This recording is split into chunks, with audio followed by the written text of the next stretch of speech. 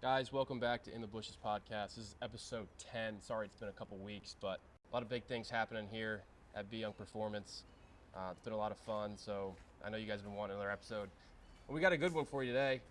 Kirk Goodson, somebody that I met, a couple years ago, right? Came down to the first facility in Apex and really blew me away with his knowledge of, mechanics, and not only that, but kind of his desire to want to be better. And I think when we're talking people in development, that's all you can ask for is people that just have a thirst for knowledge and want to continue to get better. So Kirk, thanks for being here, man. Oh, and Brandon's here too. It's great to be here. Yeah. I'm glad this worked out. You're heading to the beach, able to stop by here in Raleigh. So, just kind of tell us a little bit about yourself, your academy, where you're at, and, driving from Virginia today. Well, I'm actually in King, North Carolina, which is right on the Virginia and North Carolina border. I've had the facility now for about 6 years. I coached at West Oaks High School for, I think, 16 years or so, and I've always wanted to open a baseball facility, but I started studying and trying to learn more about the pitching movements. Mm-hmm. And the first person, I came across was when the internet started getting big was Paul Nyman at setpro.com. And it was information that I couldn't take in. It was a lot when I first started talking to Brandon. You have to put this in more layman's terms here, So I studied. My dad said, I asked him. I said, "What do you think about this Paul Nyman guy?" He said, "What does all the baseball guys say about him?" And I said, "They think he's crazy." He says, "Learn as much as you can from him." So that's how everything started, as far as Sure. Getting on this path of understanding and trying to understand and continuing to understand. So, and I want, just because this is so recent, I feel like I have to hit on it. As a pitching guy, what did you make of last night's game, Wake and LSU? What were your takeaways from that? I mean, absolute masterpiece from both Louder and Skeens, and Skeens is definitely a top 3 pick, and Louder more than likely a first rounder. I mean, we got to see kind of the analytics and the new wave of baseball kind of on display for everybody right there. So I wanted you to touch on that a little bit. What were your thoughts of that game? When I watch a game anyway, I have my phone with me, and I'm always recording pitches. Really? And then I'll look back and I'll watch, all right, what did he, how was his movements there? And, of course, both of them are consistent, crazy consistent about it doesn't matter what pitch they throw, their movements look the same. Mm-hmm. What do you mean by that? What do you mean? Well, it's the pelvis, and I learned so much, Brandon and I over the years. But the first thing I look for when I'm looking at those high level guys is I look at that femur on the back femur, and how quickly does it rotate, or how early does it rotate, and you can see everything just kind of. It's just smooth and fun to watch. Mm-hmm. In my turn, I mean, you see that femur internally rotate, and then the pelvis, and then everything just kind of flows above that. Sure. And it's just effortless. Yeah. And it was fun to watch those two guys last night. And that's kind of the takeaway that I get from it, as far as I don't look as much as stats as far as how many they struck out. I look at their movement and how effortless it is. Mm-hmm. And of course you look at control at that. The pinpoint control both of them had with every pitch. Right. So that's what I kind of took away from it. Skeens looks like he's not even putting effort into it. Yeah, it's pretty incredible. I mean, that's when someone's mechanically sound. Yeah, and I'm sure it helps that he could play tight end in the NFL probably right now. He's 6'6", 250, just an absolute mammoth of a human. But yeah, a lot of fun to watch, and being on this side of it now, the development side, you really treated it something special last night. What do you think? What would be I know they were talking on the broadcast last night. What would you do with Skeens if you drafted him, let's say number 2 overall? Are you, I heard Roger Clemens talk about this, and he wanted to, take it 2 starts at each spot, right? What is your plan? What would you do as a coach? I think as you you don't want to thrust somebody right into it. I think Mm-hmm. he could handle it. It seems like mentally, it seems like he's pretty strong mentally as far as, as the game went on. He continued to stay the same or get stronger. But I would put him in a couple starts and just bring him along. I guess the workload, and you could probably speak more about the workload of, once they get up there, the number of games, and the workload that he has to go through compared to college, Mm-hmm. and I guess the routine, the daily grind, the travel, all that. I would defer to Bobby on that one. Like, Bobby's the one that really pushed me to up the pros workload this past season, and it worked well. And Bobby, you can probably speak to the workload difference between high-level collegiate, and the show. Yeah. Well, the first thing that kind of sticks out to me, right, and the biggest adjustment I had to make was going from that 7-day rotation to the 5-day rotation, right? Because you're expected to start every 5th day. But in college, if you're a Friday night guy, let's say you're starting every Friday, and then you have all the way to probably about Tuesday for your pen. So you probably have recovered pretty decently that Saturday, Sunday, Monday. But most guys, even in, minor leagues up to the big leagues, that bullpen is, you had your start day, you have a day off, and then most guys are throwing their bullpen that next day. So I think that is why, there might be some adjustment, but just from what I've seen from him and the little bit that I've heard him speak, like you said, Kurt, he's very mature. He understands what's asked of him. He'll get on his routine, and just outside looking in, I don't think there'll be any issue, but there is an adjustment period with that. I'm sure. Yeah. What do you think about all the analytics being used in baseball now? Kind of what we do here, it's different, right? And now it's kind of brought to the forefront with what Wake just did, and kind of I don't want to say the modern day Moneyball, but they're not that big program like even in the state, right? You think of UNC, NC State, ECU now, and all of a sudden here's Wake Forest with the best pitching staff maybe of all time, top to bottom. What do you kind of make of that? The new wave of baseball. You kind of mentioned Paul Nyman there, but what is your take? It's here. It's here to stay. Right. And I think the more information that you have, the better the adjustment you can make, no matter what it is. If with your, and I'm not huge into it because I focus more on body movements, and then I may I definitely look at it like what y'all do here is, you put them on the Rapsodo, and do you have TrackMan now? TrackMan. Yeah. And it's good to see, okay, what are these movements producing? What are small little things that you can do to improve? All right, we made this adjustment, this went down. So as far as that goes, I look at it probably a little differently than most, because my focus is mainly on how the body moves, and then I leave it to other people to kind of get, the vertical breaks and and the horizontal, and so. But yeah, Wake Forest with the lab, and I was fortunate enough to go down with Brandon when he was, showing them through that system, and which he's had this system for many years. Yeah. And they were, they got a lot of information off of him down there to get that started, and I was fortunate enough to be able to, listen, because I do a lot of listening, so. Especially when I'm around him, so I try to take in as much as I can, but yeah, it's here to stay. It is. Mutual feeling there. I've gained a lot from you as well. Before we move on to the next topic, I do at least want to mention that one of those starters at Wake was a longtime student of yours, Seth Keener. Yeah. Can you just briefly say where he was velocity-wise when you got him, and then where he ended? Yeah, he was going into his sophomore year of high school. He was high 70s, low 80s, and his dad called me, and he came down and said he wants to play college baseball. And I said, well, he's not going to play college baseball for an 80.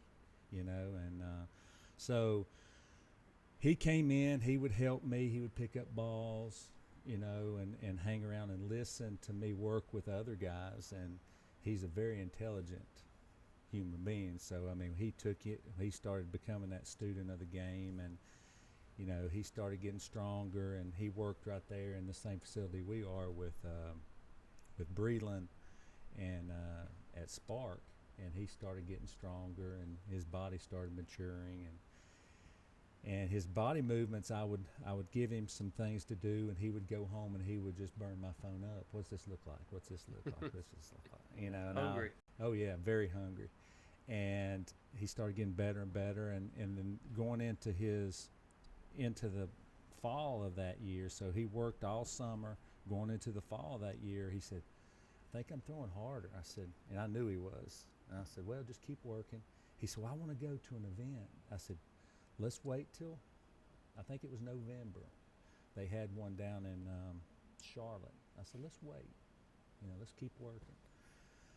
So he didn't want, you know, he wanted to know how hard he was throwing. And he went down to Charlotte to a PBR event, you know, his junior year there. And he hit 89 down there. And he came back, you know, he called on the way home, "I hit 89, you know." I said, "That's awesome." You know, so he continued to work. They wanted to come back in January, hit 90 for the first time. And then things started opening up for him, you know, all the schools started calling. And so he went from, you know, he was high 70s, low 80s, and he jumped up to 90 there in probably a little over a year. But, you know, he was very dynamic in his movement. So, you know, his vertical is up 35, 36 inches. Just a good athlete. You know, so, you know, extremely great athlete. He can do backflips. I mean, he just controls his body very well. So that definitely helps in the process of understanding your body and transferring that to throwing a baseball. So You had him up to 96 before he was out of high school. Is that correct? yeah, he was in there, and he took a sniff of Smelling salts? smelling salts. I love it. And We have you some of know, those here.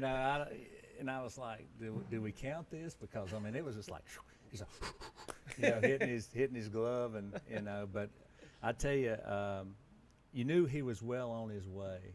You know, when he started at his senior year, he started 92, 93. You know, but his junior year, he got to 90. Stayed low 90s. His senior year, he kept creeping up, and you know, and you know, he's 97 now, you know, and it looks effortless. Yeah, it does. He looks good. Yeah. You know, he had a great season. So Yeah, he kind of flipped the switch there and you know, he was very, I might say depressed. He was down as far as, you know, COVID year. He got COVID his freshman year. Got behind the 8 ball a little bit, got sick, got mono, I think. And I told him, I said, "You went from high 70s, low 80s. You haven't really pitched against anyone." He was at a 1A school. So you jumped from 1A and you jumped velocity that much, and now you know, you haven't pitched at that velocity against good people. So it's, you know, once he went into the what's the league up in Virginia, the Valley. Pitched well his freshman year. Last year he went to the Cape, and then that's when everything started taking off. He was an all-star up there, all-star at the Cape, and so things started coming. You know, pitching. Now he's pitching instead of throwing. Well, you can tell by the year that he just had that he's definitely learning how to pitch. Big thing I took away from that too, and it's kind of a silly thing you said, but like, I can do backflips. What do you think about, obviously we're not trying to be gymnasts, right? But that just overall body control, is that something that you can teach, or is that something that's just kind of ingrained in the athlete that they just have? I think you learn it at a young age. Yeah. You know, I think if you let kids explore, and I'm getting in more into that, especially with me with grandkids now. I've got 3 grandchildren. So I do a lot of reading about and try to catch up on things of people talking about, when kids develop certain things at certain ages, Right. and just letting them explore and doing things to explore their body. But I'm 100% agree, and I've seen it. Kids that can control their body are so much easier to work with, and they understand their body. They learn at a quicker pace, and Sure. those movements that we try to instill in them are more permanent quicker if they understand, how their body moves. But Right. I'm a big believer in kids learn at a young age, but I also think there's things you can do to Mhm. improve that. Like multi-sport kids. Oh yeah. Yeah. Mm-hmm. We had that conversation the other day, and we have that conversation every day, I feel like, especially with how specialization is kind of going nowadays.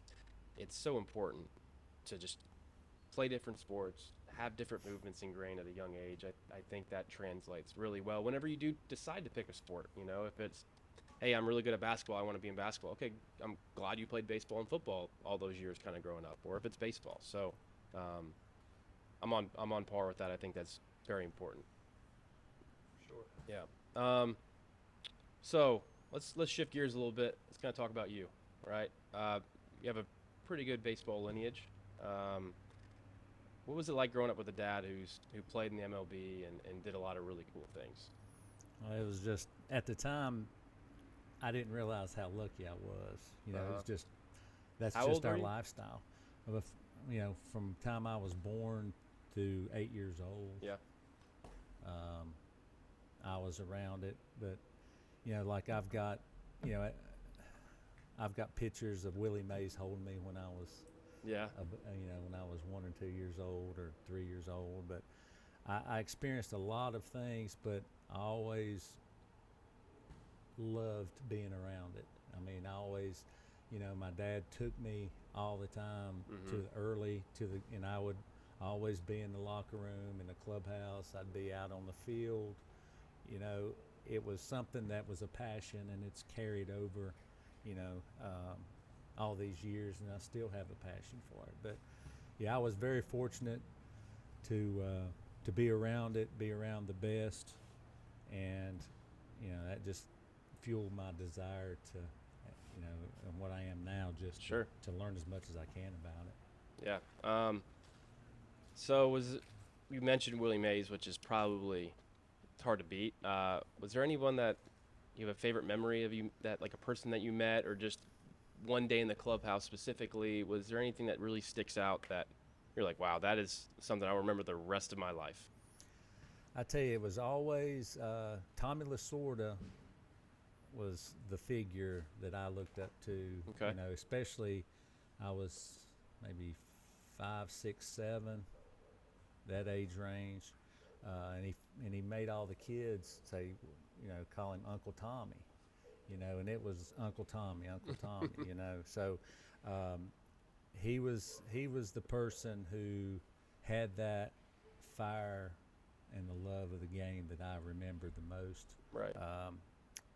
When he talked to the players, either in the clubhouse, out in the field, and I was around, it was always, he'd always say, we get to play a child's game and get paid for it. You're the luckiest people in the world. He'd always say that. That's cool. And I would always hear it. And he was the type of guy, I would be around him, and you always, in my mind, I was always welcome around him. Yeah. You know how, some managers, what's Can't this be kid doing around Yeah. him, Right. It was never that way, Mhm. and that was probably the biggest one person, That's awesome. other than my dad, that had an impact on my love for the game, because you always heard it come out of his mouth. Yeah. I mean, it was a constant, be appreciative, this is, and he always would tell the players, make sure you sign these balls.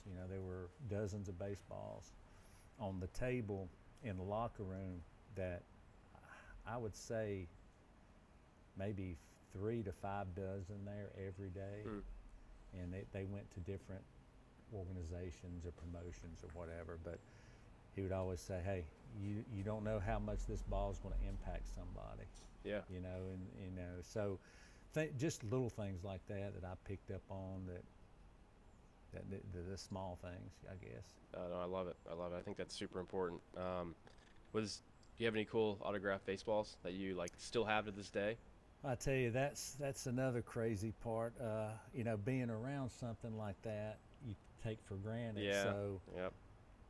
I have a lot of buddies that have a lot of memorabilia Yeah. that I've given away over the years. So you know, I was a bat boy. You know, to take it a little further. So I became a bat boy with the Dodgers through middle school and high school. So, you know, I was around, you know, Uncle Tommy there, and, you know, especially when he went to it, you know, down in Atlanta, and we went down with a great friend of ours, Wayne Edmonds and Joel Edmonds, and, you know, just I would get memorabilia, and I would take it back. You know, all my buddies at school, hey, if you get something, hey, remember me, I want Dale Murphy's autograph, and you know, and Yeah. I'd try my best to get, you know, for several of my friends. You're a good man. So I'd come back and I'd divvy it out, Yeah. and then I wouldn't have anything. But the biggest one that I can remember, I guess you know, you look in the mirror and you're like, you're an idiot, was we were in Atlanta. The Dodgers were going back to LA. I was there, Joel and I, because Joel was the other bat boy, and they asked if we could hang around.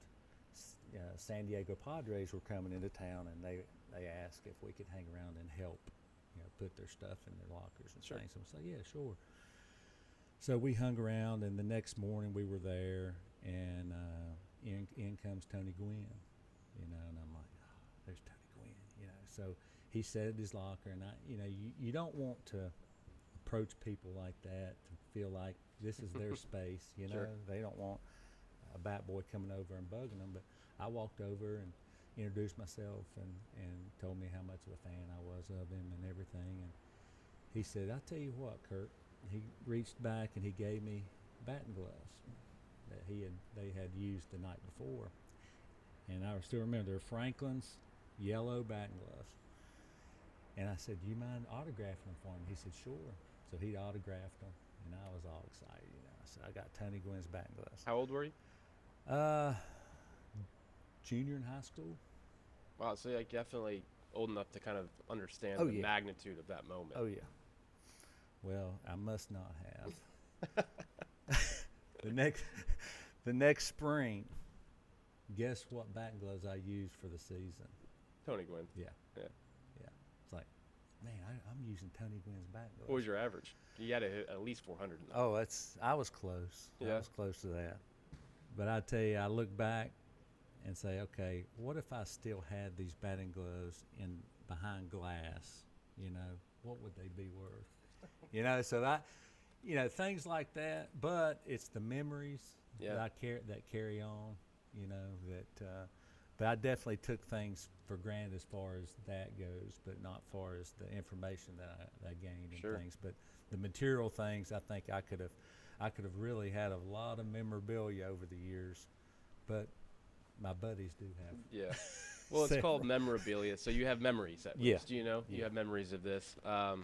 Brandon kind of mentioned a story to me yesterday that obviously impacted you greatly. You know, you saw your dad get hit by a pitch up and in, I believe. Brandon, you probably more know about that than I do. But yeah, so what was it kind of like witnessing that? And if it's something that's too vivid of a memory, please tell me to shut up. But. No, it was, you know, he was with the Portland Beavers at the time. So Okay. after the '77 season where they played the Yankees, the Dodgers played the Yankees in the '77 World Series, he was traded to the Indians. Okay.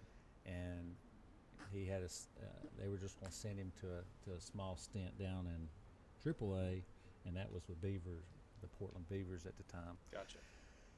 So I was fortunate enough to stay with him all summer out there, which that was another, you know, just being around the game, being the bat boy, traveling with the team. Mm-hmm.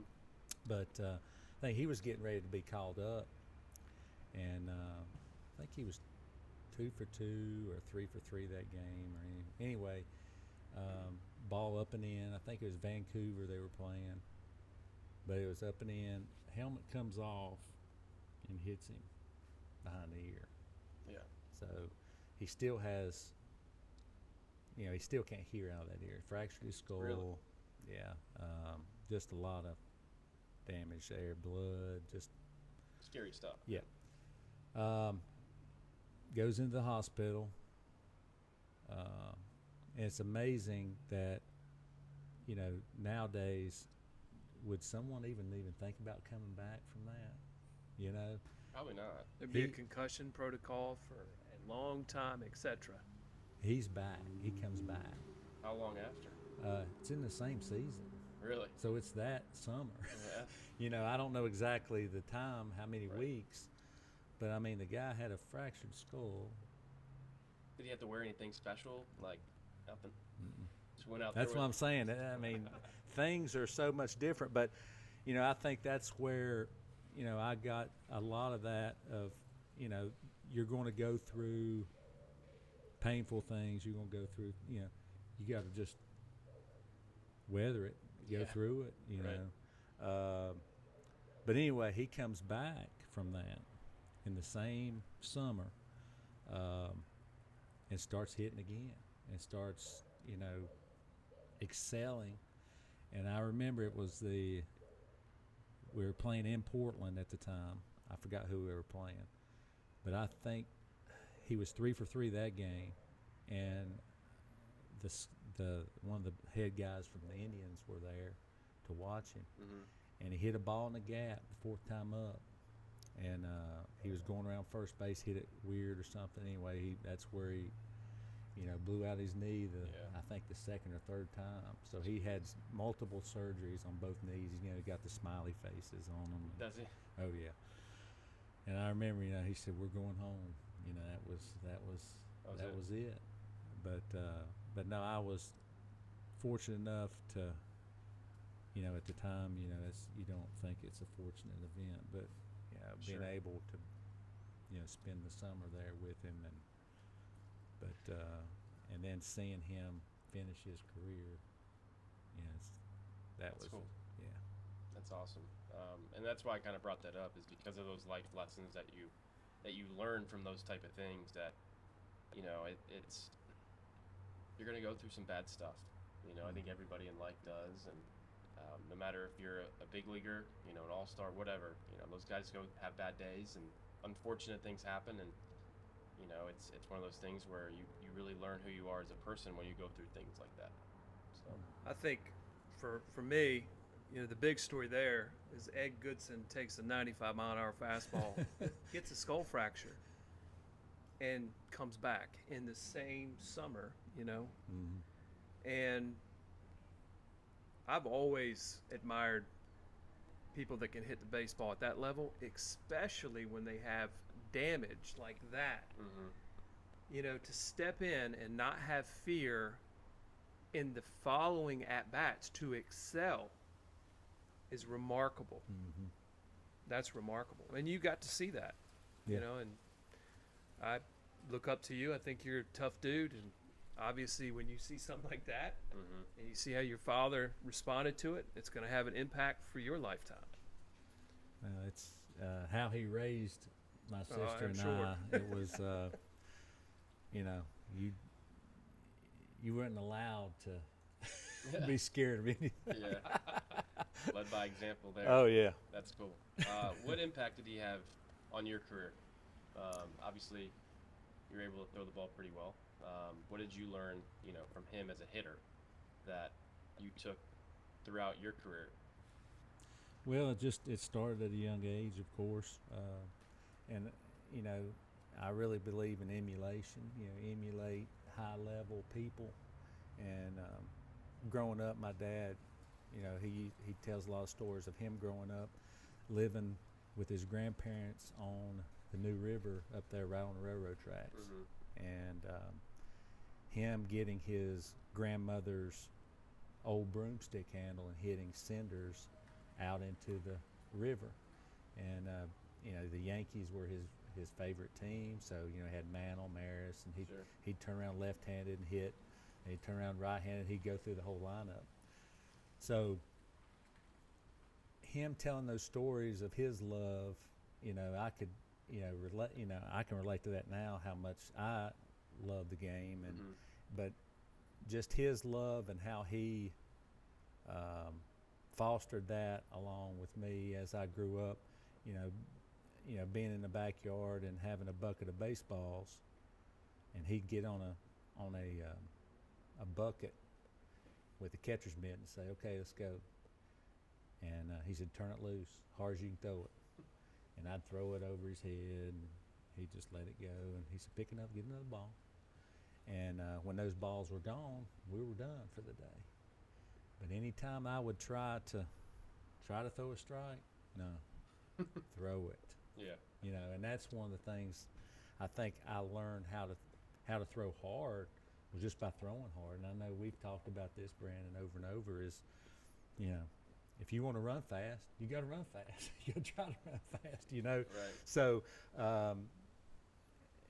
that's as far as the physical part of it, I think that was huge in my development as having a good arm.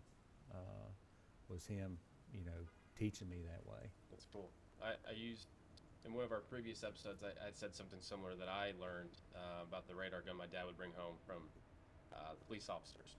And I would just try to throw as far as I possibly could, just try to break the records on that radar gun. So it's cool to hear somebody kind of echo that, even if it is however many years apart. I think that is something that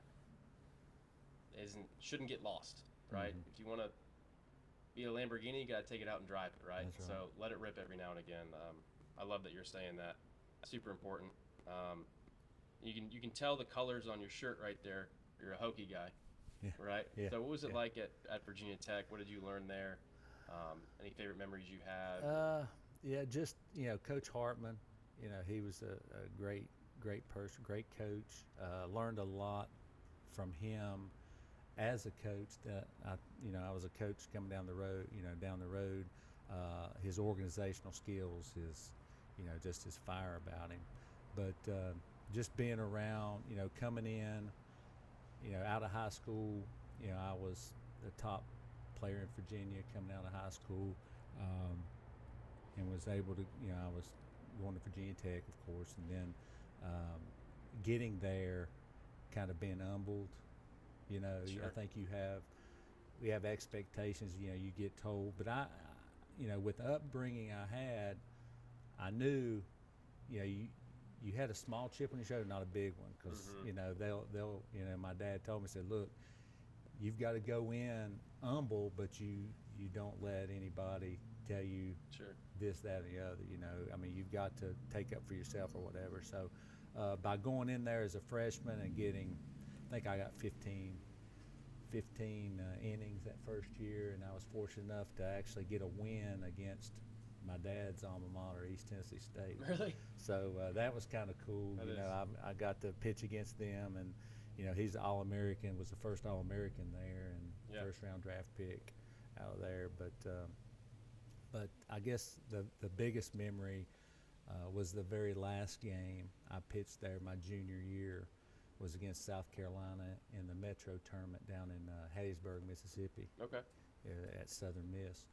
And the day before, my cousin, or he's my best friend, one of my very best friends in high school, did everything, fishing, hunting together.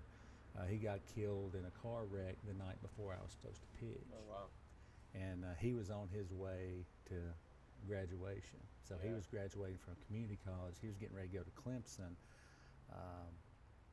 And he was in a car wreck on the way to graduation. Jeez. Well,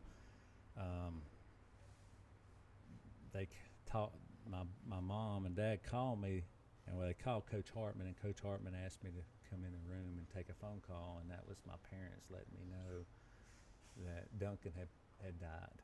And that's probably the toughest thing at that time that I'd ever been through. And Coach Hartman, came in after I talked to my parents, gave me some time, and he said, we can put you on a plane tonight. I said, you're supposed to pitch tomorrow, but we don't expect you to. I said, I'm going to pitch tomorrow. We're going to win. Yeah. And so I pitched 7 innings. I think I gave up one earned run, and actually got the win. And Brad Klontz, who pitched years for the Braves, Sure. closer for the Braves, he closed that game out. Oh, did he? But that's I guess that's the most memorable moment. That's a big one for sure. I'm sure he was with you during that game and would one of you of you to pitch. So that's pretty cool to hear. And again, kind of going back to what I said earlier, people don't really realize what anyone's going through at any given time, right? So before you are quick to judge somebody or quick to get mad at somebody, put yourself in their shoes and maybe see, hey, they might be going through stuff that I don't know about. So I appreciate you sharing those type of stories. But kind of going back to the college baseball thing, your time at Tech, you kind of mentioned that freshman year where there were some struggles and frustration. What do you make of the transfer portal nowadays and how people can leave and kind of, I think it's a one-time no penalty transfer fee now. What do you make of that? I think there's some positives and some negatives. I think the negative would be I think sometimes kids don't go through that tough times to really find themselves and say, okay, it's time to get to work here. I've got to buy my time, and I'm going to develop. I might not be ready right this minute on this team, but I think in some cases, I think it hurts development, and kids don't address their weaknesses to get stronger. Yeah. But in a positive, I think if a kid makes a bad decision out of high school, and I think D1 is mentality D1 or bust. Right. And kids, there might be kids that don't necessarily are not ready, especially now with the portal where D1 can jump around. You go into a situation and you're not going to pitch. I think it's going to force it needs to force high school kids into saying, do I need to really go to this Division I school? Right. Because if you're good enough and you're willing, to go through those trials and they're going to find you. It doesn't matter if you're D1, D2, D3, NAIA. If you're good enough and you can get people out or you can hit the baseball, they'll figure, they'll find you. Yeah. But I have mixed emotions about it. And there again, it goes on an individual basis. And now that money's involved, A lot of money. a lot of money's involved, and you saw it last night. You can win a championship Yeah, doing it. yeah. So it's You can win a championship doing it. It is crazy. It's free agency. Well, it's all on our minds, right? Yeah. Yeah. it's pretty easy to see that last night. Yeah, it like you said, good and bad. And I think at least my opinion, you have kids that go to D1, and like you said, it's D1 or bust, right? And then, shoot, I haven't played in 3 years. All right. I just want to play a little bit of college baseball. All right, then you can go somewhere maybe where you can play and have a better chance of just getting that opportunity to play college baseball. Because for a lot of these kids, that's really all they want to do. So I think that allows those kids to kind of find that dream of at least getting an inning or two, right? So again, good and bad, and can win you a championship. It can potentially. win you a championship. All right, let's shift off. Let's kind of go towards your time in pro ball. Obviously, having a dad in pro ball, I'm sure that really helped you kind of make that transition. There wasn't, you could tell the guys that have some sort of family in pro ball, and then the guys that were brand new to it, just because they fit into a clubhouse a lot easier. They've been around it, right? So what lessons did you learn from your dad that kind of helped you, go into the Cubs organization? Well, it's just there's so many different personalities that are put together. Sure. And you've got to, that's your new family because you spend most of your time with all those guys. Right. What I understood going in is you have people from the Dominican, different places around, Mexico, all over the United States, and you've got to get around, you've got to get along with them, Right. and you've got to play the game with them, and that's probably the biggest part is you've got to have an open mind, and like you said, you don't know what other people are going through, be in their shoes, so you try to put yourself in their shoes. You see I was in rookie ball, so I was one of the older ones, and Rhodey was the manager, and we had a talk. He said, hey, make these guys feel home. Had some young guys out of high school, and kind of sympathize with some guys, and you try to help them when you can there, with me being one of the older guys. No, but it was a fun summer. The question you were asking is being able to get along with people that are not like you. I was raised, outside of Dad playing ball, we'd always go back to the mountains and Independence, and it's a totally different culture there. Yeah. Than anywhere. Sure. And you've got your own.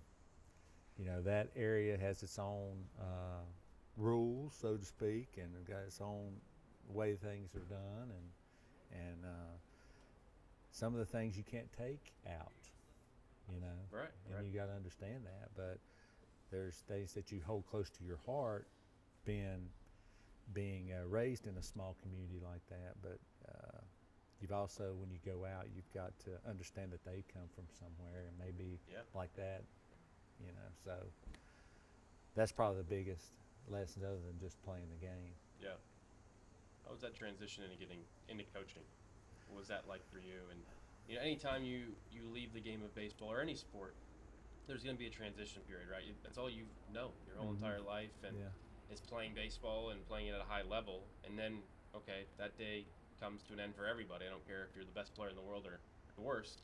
Everyone has a date of being done playing baseball. What was that transition like for you?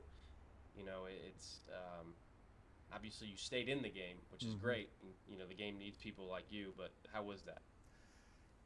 I was ready. I was a player that I could throw pretty hard, but it was a yo-yo. Whether if I was throwing good, if I was throwing strikes, I was pretty good. Yeah. If I wasn't, I was pretty bad. Pretty So I mean, it's one of those, one or the other, and you don't know which one you get. And what that kind of fueled my desire is, what was it that why can't I be consistent? So that was one of the big things that fueled me into getting into, pitching, was what was it that I was doing that I couldn't get better?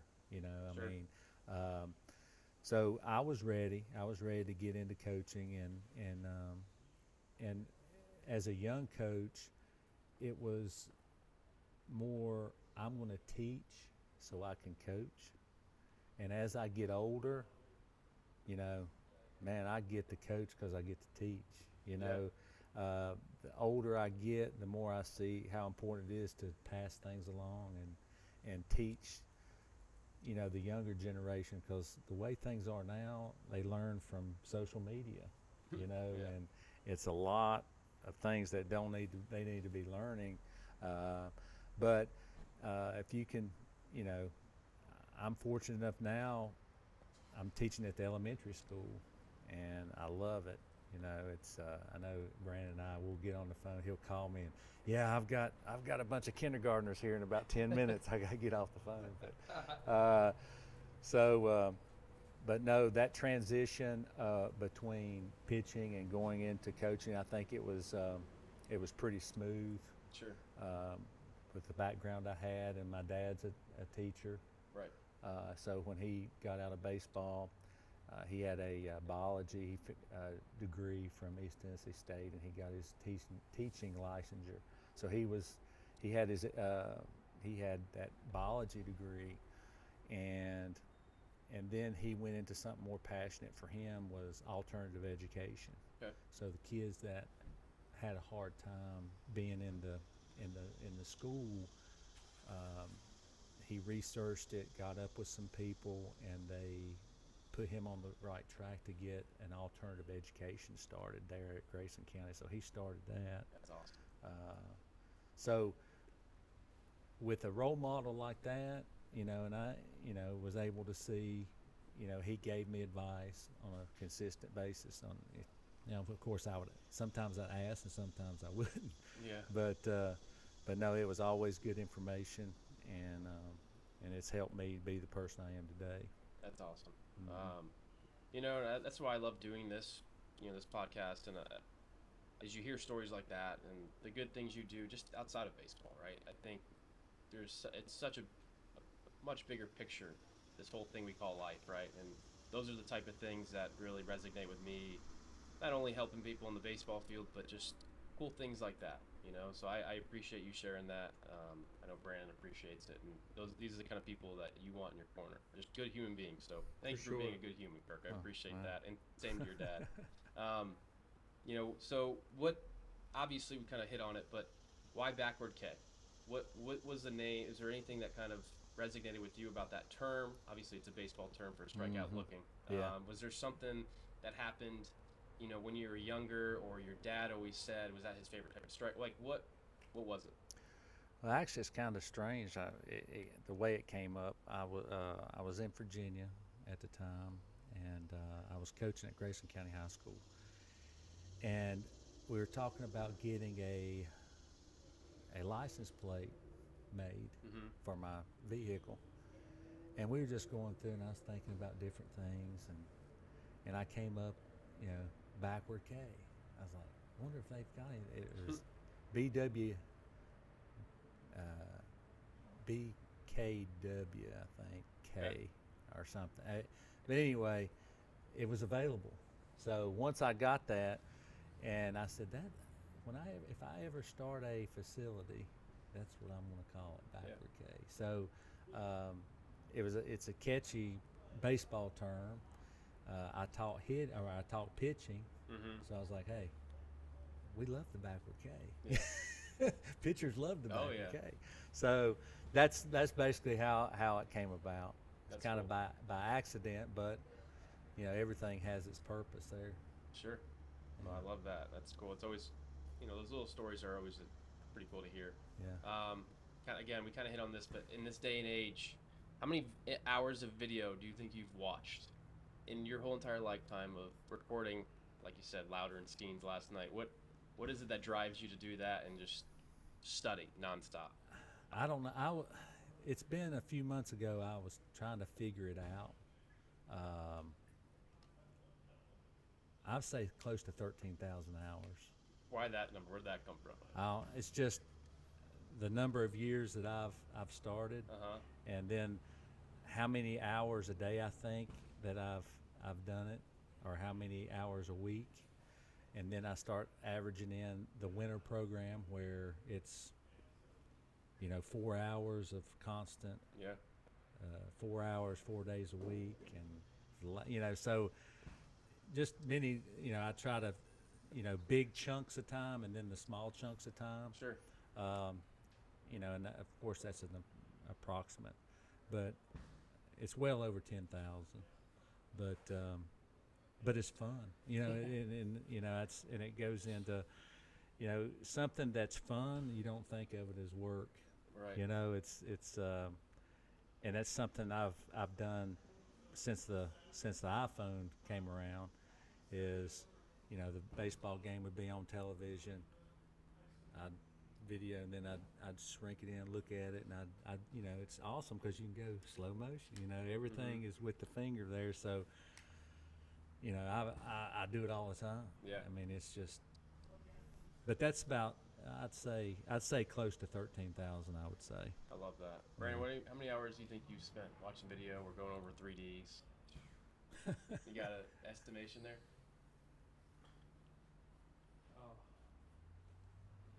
Well, if we go back to PT school, look, analyzing, interpreting 3D data, that's 23 years ago. So 23 years. Don't Don't It's even a look lot. at maps. It's a lot. It's a lot. Yeah, that's cool. Again, that's why we need people like you guys that are willing to dive into all that and just watch nonstop video, right? As a former player myself, you know, and doing what I'm doing now, it's a lot of hard work. You know, you take it for granted a little bit, right? The people around you helping you, and then you could be on the other side of it, and it's like, wow, they got after it. You know, they put a lot into trying to help me get better. So, a lot of appreciation for what you guys both have done. Got any favorite drills by chance that you've kind of come up with in the past? You know, we use the saddle variation a lot. That's something that I think we got from you, kind of the moving the pelvis and things. So, is there anything that sticks out drill-wise? Because that's a big term now, right? Drills, Yeah. drills. I need drills. I need to feel certain things. So, is there anything you got that are Yeah, better I mean, than others? well, and I got this from Brandon is, you know, instead I was the guy that drill, and then try to put them, you know, Sure. and you're talking about a whole part, you know, and I've gone more in the last probably year, 8 months to a year, of transitioning into explaining my students' movements to them in more depth and breaking that down and making them more aware of how they're moving, and then educating them as to how a high-level guy moves, and us trying to work towards That that. emulation you're talking about. Yes, kind and that's why with emulation is so powerful. You know, my mom and I were talking about this not too long ago. She said when I was young and she was at the grocery store, I would always go down the aisle and act like I was throwing, lifting my leg, or acting like I had a bat in my hand, always swinging it. Sure. And she said you did it all the time. I mean, at a young age, and you see things and you try to like emulate it, you know. And I would see my dad swinging a baseball bat, I'd try to do it like him, you know. See someone that I really admired, try to do it like them. You know, you see a guy on television, you have a different stance, you try to do that stance. But how I've kind of taken it toward the instruction part is perception and reality, and that's what I talk to my students about. It's like perception and reality often are light years apart. Very, yes. Okay. Yes. And I said it's my job to marry those.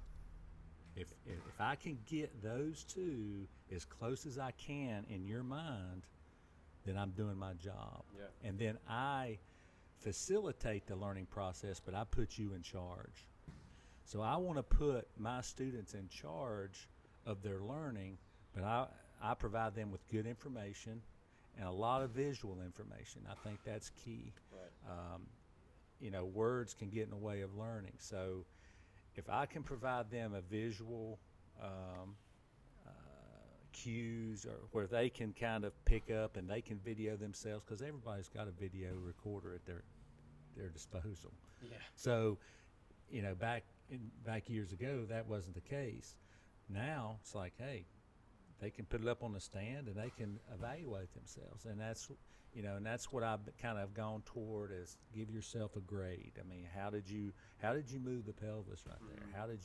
Why do you think you moved your pelvis well? What are the keys that you saw that you were not doing that you're doing now? You know, and just kind of guide them through questions and hard questions. Right. And then, of course, I'm there to help. Yeah. You know, if they get stuck, but I'm moving along towards that line now, and it's because of him. You know, it's Marrying the two is definitely important. I'll bring Chris in for just a brief chat with you. I've always taught whole motion, and if the whole motion's there, then I'll start tweaking the timing of how events and pitching occur. And I've had great success through the years, helping guys throw harder. Tanner Myatt, being an example, comes in at 85, and we get him up to 100, you know, within a reasonable amount of time, and that's using whole motion training. Mm-hmm. I never was a big drill guy, but watching you drill and then blend and seeing the results, I was like, "What? This does work." And we ran into some problems. We knew what the pelvis needed to do, but the whole motion seemed ineffective with actually getting the pelvis to move. And we know there's many drivers of having the pelvis rotate earlier, whether it's front leg, back leg, abs, however it's moving, hips. So, Chris and I struggled for a while, and then we had a mutual client come in, do a 3D, and I said, "Kirk, this is what has to happen. This back foot, you see it's still on the side. The femur's not rotating internally, pelvis is in turn not rotating. This is where we need to go, but we've been struggling with this." And then you went and used some of them 13,000 hours to look at guys that do it well, and then you and Chris kind of work together. I'll let Chris come in and talk about Yeah, Chris, come on over here. some of that. Chris Patton, ladies and gentlemen. There he is. Yeah. Chris, go ahead, man. What do you got? So yeah, I mean, he said it right. I use the reference of feel versus real. You say real perception versus reality. Similar thing. Yeah, I mean, you were a huge part in our success, learning how to manipulate the pelvis. Still use a lot of the drills that you showed us today. So we appreciate all that work there. You're talking about either probably Trey Deutsch or Sam Crawford. I know we had mutual connection with those two guys, and I think you helped those two guys in their careers a lot too. So Yeah. Big thing that we had a kid in here the other day that Chris and I both said, "Hey, dude, let's move your hips like this." And we kind of gave him a little bit of a direction how to move the pelvis, and he had no idea where his hips are. So I'm not going to name names, but we were both just started laughing because the disconnect between, like you said, reality of how you're moving and something the that just perception. seems so simple. Yeah, right. You think of it, and it's an Most easy guys, you expect most guys to be able to do it, and you're like, "All right, try this," and they have no idea what they're doing. And it's not like this kid throws slow. I mean, low 80s or so, and it's no awareness, and it's that that proprioception or that perception versus reality of how you think you're moving. And you ask him to do one simple thing, and it's not even close to what it should be. Yeah. So, obviously the emulation and stuff like that. That's where I think a big part of that comes into play. So. Well, I tell you that I don't do drills, and I didn't clarify. I've kind of, I guess words matter. Sure. Okay, so I tell my kids I don't want to hear drill. Okay, say body awareness movements. So I'm making you. We I call it put them deliberate in design, positions. Okay, just like what we would call drill. Uh-huh. Put them in positions, and then I allow them, through video and me hands-on, of making them aware of how it's supposed to move. Right. Because, like you said, guys that come in there and I'll put and I know y'all have done, put a PVC pipe here, and I'll turn both toes toward the target, and I say, okay, only thing I want you to do is keep the back ball of the foot on the ground, the front foot stable, and I just want you to turn your pelvis back and forth. You don't have to turn it all the way. Just this movement here. They're going this way, they're sliding this way, and it's like, and I look at their dad or their mom or parents standing there, I'm like, how are we going to throw a baseball if they can't even move their pelvis correctly, if they can't rotate? Yeah. Yeah. And now what's that cause? That causes that linear movement where everything goes forward and they're pushing, and so it all of a sudden there's a lot of things you've got, but I think everything, and I know we've talked about this, everything goes back to how well the center moves. So, and the way I explained it is the pelvis-spine relationship. If we can keep that pelvis-spine relationship, no matter if you tilt a little bit or whatever, if we can keep that relationship, then it's going to be good when it's time. Yeah. All right. Now, what I see, and I'm I don't know what y'all, but the big thing that I see, especially with young kids, is the spine, they'll drop, or as they drop, they'll tilt the spine and they'll reach with the foot, and now the pelvis is hung over the rubber. Yeah. All right. Reaches. Yeah. So Stuck. now what do you got to do? You've got to get that pelvis out of that stuck position, which they're going to continue to reach and swing, and they're going to push, or they're going to push. So, if you can kind of move it down to the, to where, okay, this is going, if we can move our pelvis and not stop it, if we can just continue to move it, that right there alone helps with the control. Yeah. Because the outside force of that push and pull doesn't negate that rotation. Yeah. When you I said love it. something about teaching kids at a young age, and a lot of these kids have been taught to get far down the mound as you can, especially the tall guys, and that's where we see a lot of our success, is getting the timing right with those taller guys. They already have the levers already moving well enough to produce the energy, just not getting it into the ball. And so learning how to actually load the pelvis and rotate the pelvis, huge, critical. Yeah, absolutely massive. No, and I think that's why I love, what you and Brandon have kind of, your relationship, right? It's constant learning. There's no ego, there's no smartest guy in the room mentality, and that's where you see a lot of these quote unquote development guys, right? They're the smartest guys in the room. They're no, it's this way. Nope, Brandon's gonna come back in, guys. So with you guys, and it's again constant learning, constant collaboration.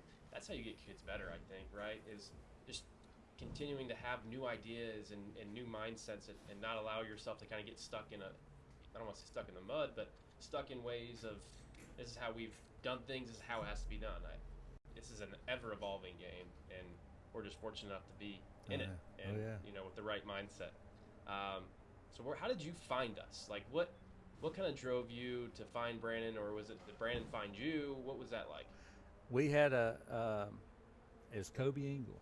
Yeah. And Kobe, I'd been working with Kobe for a while, and he came one day and said, "Look, I've been looking around, and I found this guy, Brandon Young, and it's very interesting." And he started, and I've always been, hey, I'm definitely not the only person in town. You know, I said, that's what I've done as an instructor, is I try to learn from as many as possible, or get information from as many as possible. And if it fits into your philosophy, grab it, And if you don't, it's like, well, if I learn from one person, that's all I know is from one person. Now my knowledge of this subject might have a small ceiling, so I want my ceiling, right, in anything that I want to learn, to be as high as possible, and that's from as many outlets or many as people as possible. So when he said that, I said, "Yeah, man, that sounds good. You need to do it." And he said, all right. So I didn't hear, he didn't mention Brandon or anything for a while, and then he was like, "Hey, I got a 3D done, and would you like to come down?" And I said, "Man, I'd love to." I said, "Would it be okay with him, you think?" Because, in this business, it's a dog eat dog.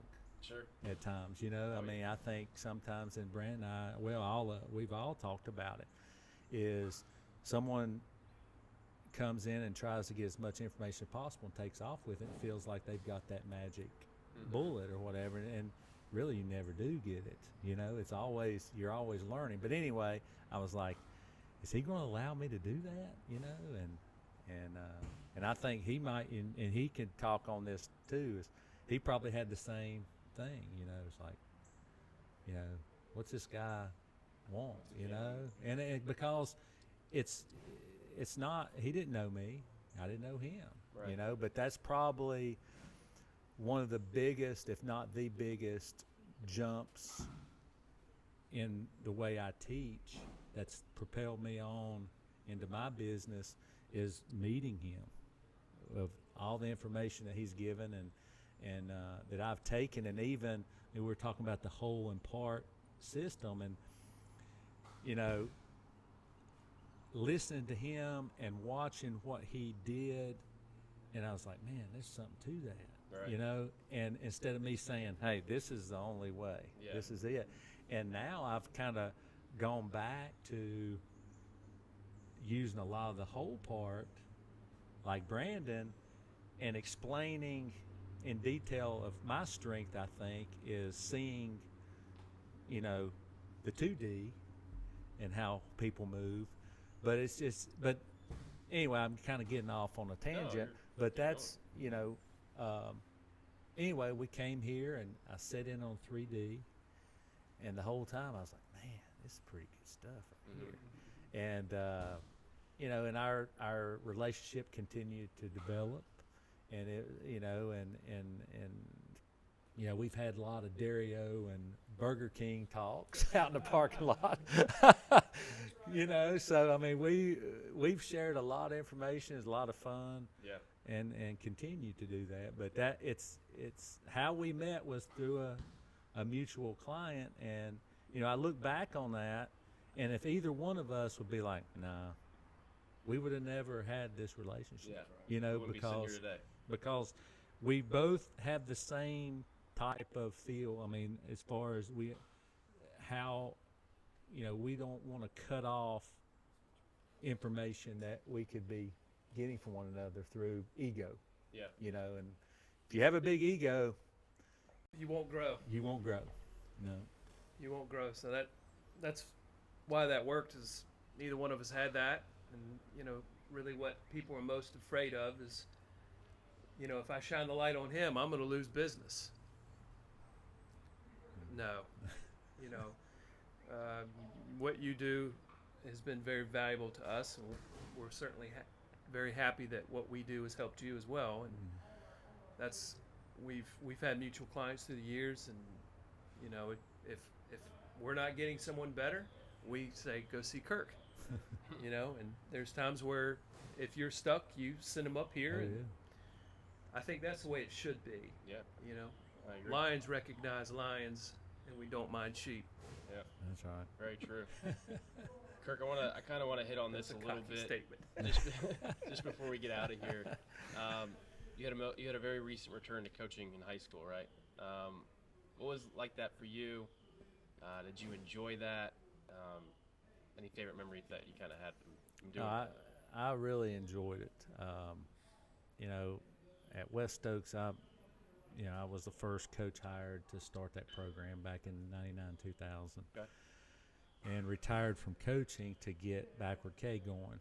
Sure. You know, and never thought I'd ever step back on a baseball field and be a coach. And Put the pants back on. Dave. that's right. Yeah. And the principal at West Oaks right now is Dr. Sam Jones, which is a former baseball player of mine at West Oaks. And last summer he calls me in and said, I'd love for you to coach again. I was the fourth coach in the last 6 years, so they've gone through coaches. And the kids that are coming through now, I know, I've worked with them, and I've seen them develop through the years. And I live in that town, so of course, I've been around them. And I went home. I said, well, I'm gonna have to ask Leanne, my wife, because I told her when I finished coaching, I said, I'm not gonna coach anymore. Mm-hmm. So I get back to the house, and she knew I was going to go talk with him. He asked me to come up there. And as soon as I walked in the door, she looked and says, he asked you to coach again, didn't he? She knew. I said, how do you know? She said, I can just tell. Yeah. She saw it in my face, and she said, what are you thinking? I said, either way, it doesn't matter. I'm happy, completely happy what I'm doing now. And if I went back to coaching, it may also make me happy. I said, but I'm fine either way. She said, you need to, because you were not looking for this. It found you. Mm-hmm. So there's a reason. God works in mysterious ways. Sure does. Put you in positions where you need to be at that time. So it was a great experience being back out on the field and just talking to those kids and seeing their eyes and them like taking it in, Mm-hmm. and really wanting to learn. But it was very fun, and we had a very successful year as far as wins and losses, and but Very successful year. Fourth round. yeah, we started 4-4, Yeah. and we played some very good teams. Played some 4A. We're a 2A team. We played some 4A schools and 3A schools, and then we ran off 19 in a row. And Love that. so we played well, and the kids bought in, and it's a different. I've had to change the way I used to coach, which is, if you're going to be good at anything, you've got to evolve. And then so it was fun. I'm looking forward to next year. Yeah. So you're gonna be. Is that? Yeah, my wife We'll be back. Leanne, she's a first grade teacher, Okay. and she's one that has a passion for teaching also. So she said, I want to go at least 5 more years teaching. So I'll be back in the dugout 5 more years at least. So that's what awesome. that's if He's coming back. if everything works out like it should. I love it. Well, that's kind of all I got. You got anything else, Brandon? Well, yeah, it's going to be quick. I certainly appreciate you getting kids that are hurt to us. I think that Tucker did 6 weeks of care or more, and no one could really figure it out. And he went to some really good medical professionals, and you sent him to us. And first visit, we figured out what it was and got him right, and they went and won the state championship in Virginia, and that kid got Virginia Player of the Year. Yeah, Pitch of the Year. We appreciate that opportunity. Beyond that, that's a big thank you for continuing to allow us that opportunity. Sending them, and they come up here, and we can work our magic. But it's a question for both of you guys. Since both of your baseball careers went at a high level, your lineage obviously was great. Who's the seller in the MLB right now? Which team? Who's at the bottom this year? I'm pleading the fifth on this one. Does anyone know? Like who's got the worst record? Oh, I wish I followed it more than I do, but Do you know, Kirk? Not No? right off the top of my head. I don't know. Well, I know that it's not the Orioles finally. Yeah, they're actually really good. Chris, do you have any idea? It's not the Pirates. The Pirates are really good. Yeah, who's? Nationals are probably down there somewhere. So I'll ask both of you guys, what would happen? A's, Oakland. No, they're well. They're Well, they doing won really several in a well. They've row. done but- really well lately. Okay, yeah, lately. And that's I don't know. Just I'm sorry. was watching the pitching last night. Wake's bats are hot, man. Those guys are incredible what they did this year. And then they face an MLB caliber pitcher, and them bats are quiet. You know what I mean? Mm-hmm. What would happen if, let's just say, LSU played a 5-game series against the Washington Nationals? Oh, they're getting destroyed. Yeah. LSU. Yeah. The caliber of MLB is mind-boggling. I think that's still, as good as these college teams are, and it's incredible. You go up against a major league team, then you find out just how hard this game is, how good those guys are. I mean, you think about it this way, like you have LSU, right, and probably one of the best rosters assembled. They're going to have 2 kids probably picked in the top 4 at least. Where's everybody else going? I mean, they have really a really talented roster, but how many of those kids are actually getting the big leagues? Mm-hmm. Well, Paul actually had an interview the other day with his team, and he said something along those lines. Really? SEC fans are going to hate me for saying this, but high A ball is way better than SEC ball. It is. And that's A ball. Yeah, exactly. And you've got the best players from Around the each world. Yeah.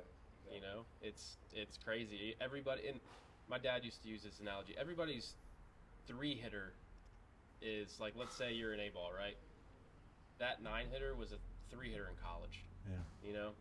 And then that 3-hitter is a 6-hitter in AA, and then it just keeps continuing unless you're a special talent, right? So you have to think about it that way. In the big leagues, you're facing everybody's 3-hitter, 1 through 9 at all times. Yeah. So to answer your question, LSU's probably getting destroyed in the 5-game series. Paul Skeens might give him a chance game 1, right? I mean, that kid's a freak, but I think MLB Nationals- teams have plenty of guys that sit up around there.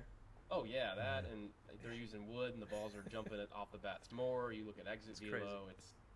it's crazy to think about, but yeah, it's like the argument with who could Alabama beat the Dolphins back when the Dolphins were bad. There's no way. No chance. Yeah, Butch is Quincy's hitting coach. He was with the Orioles for a long time, and he said, I don't know, a year or two ago, he was in here, and he said, he was just talking baseball, which I love. He said, look, he said, Triple A's going to have 2-3 guys are going to hurt you. MLB, all 9 are going to hurt you bad. Yeah.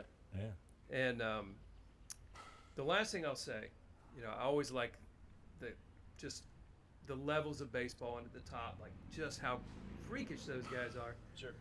When you were in high school, your dad would hit off of you. Oh, yeah.